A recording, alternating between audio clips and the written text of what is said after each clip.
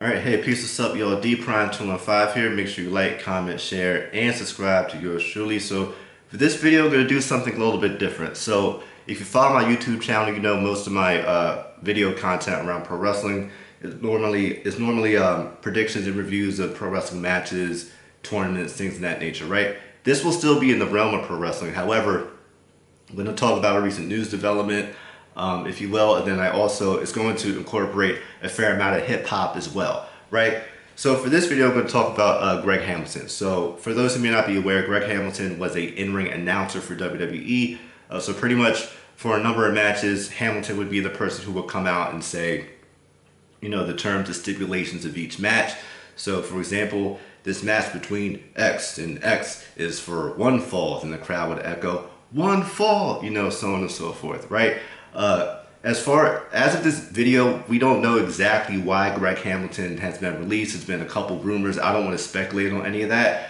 But one thing that did happen for sure, leading up to his release, he took up issue with Westside Gunn. So Westside Gunn, for those who may not be aware, he's an MC out of Buffalo, New York. Big fashion extraordinaire, fashion man extraordinaire and all that, fly god, I mean it's in his name, but also he's a huge pro wrestling fan. When it comes to hip hop artists who are pro wrestling fans, off the top of my head, I think he's only second to Wale. So, you know, that in of itself there, I think that should put in perspective how big of a genuine fan of pro wrestling that Westside Gunn is, right? So Hamilton took an issue with Westside Gunn because Westside Gunn used his voice on a song. The song in particular is Undertaker versus Goldberg, which was on Hitler Wears Hermes 7, which came out in late 2019. I think it was around November 2019. Hamilton took issue with that record recently. We're in 2021. It's been about 2 years. Okay, whatever, give or take, right? Hamilton doesn't like the song. Okay. Hamilton doesn't like his voice being used in the song. Okay.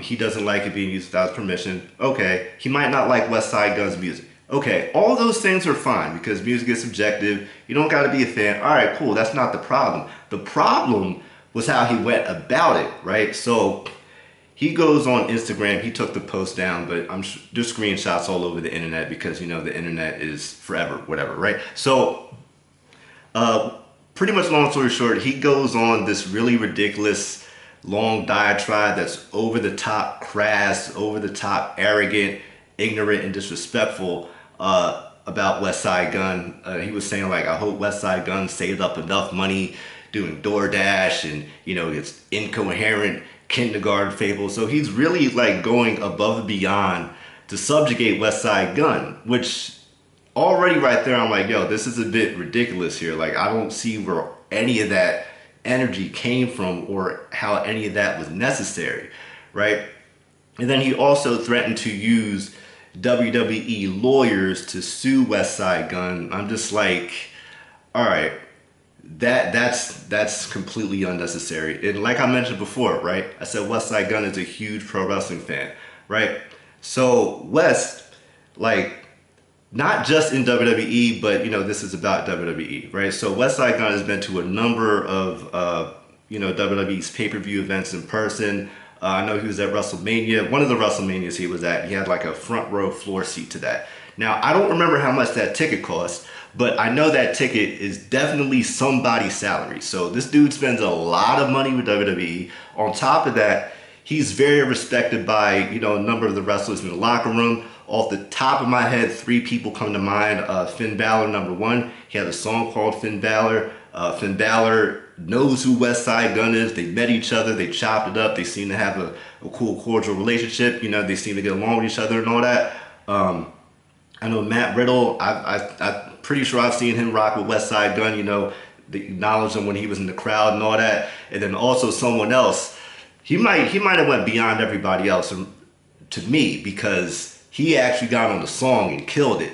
MVP, you know, MVP, he did a song with Westside Gunn. It was Westside Gunn, Smoke DZA, and Wale, and Smoke DZA get busy too. He's another hip hop artist, you know, out of Harlem and all that, who's a big pro wrestling fan. So he did a song with, you know, those 3 there, and his verse was amazing, amazing. And like the one line he said, you know, I only rock with red or yellow when it's Patrick Mahomes. If you know what that means, you know what that means, and I salute MVP for that, because that was a really hard line right there. But all that just goes to show that Westside Gunn is he's a huge fan of it, but he's also spent a lot of money with WWE. And this is just WWE because, you know, he does work with House of Glory Wrestling. You know, he's friends with a number of wrestlers in AEW. Also, he goes by Hall. That's one of his alter egos, if you will.